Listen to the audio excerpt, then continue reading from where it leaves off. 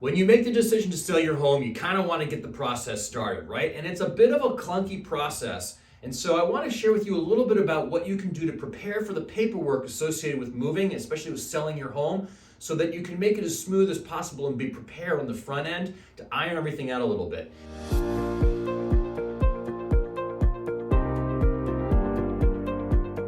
The first thing I want to talk about is the paperwork that goes on before you even list your home with us. That's what we call pre-listing paperwork. Here are the three things you want to gather ahead of time.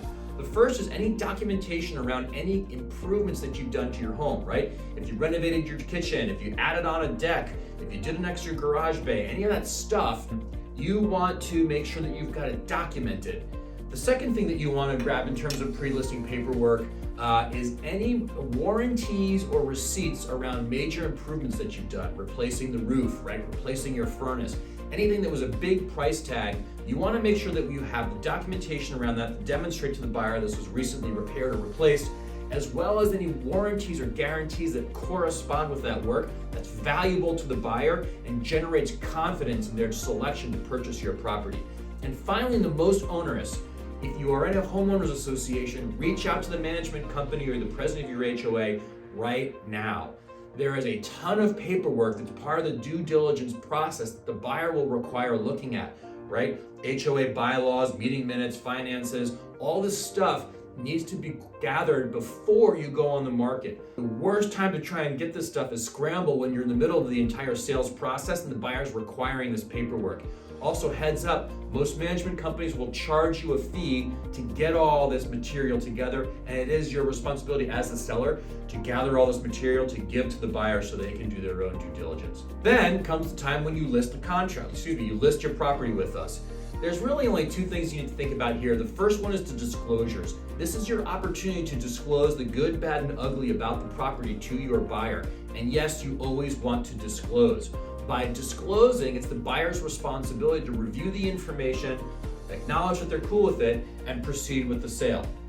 Where you can get into trouble is when you don't disclose, because if the buyer can demonstrate there were some material defects with your property that you didn't disclose, you're liable and you might be getting a love letter or worse from an attorney. So you always want to disclose, and your agent will explain to you more about how that works.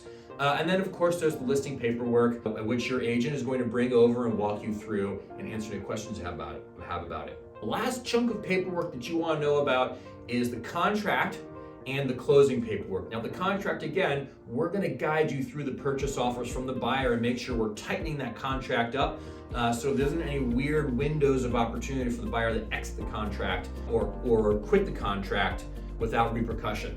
Additionally, you're going to be coming across the appraisal, where the buyer will have a lender will send out an appraiser to validate and confirm the value of the property. You actually don't get a copy of that, which is why I want to bring it up. The buyer pays for it. It's for the buyer and the lender's reference, but it is one of the documents that's part of this process. You'll be sent an inspection notice and potentially the inspection itself, which your agent will walk through. And the most important one in the closing process is the settlement statement. That is a document prepared by the title company that shows all of the expenses, all the money going in and out on behalf of the buyer, and all the money going in and out on behalf of you, the seller.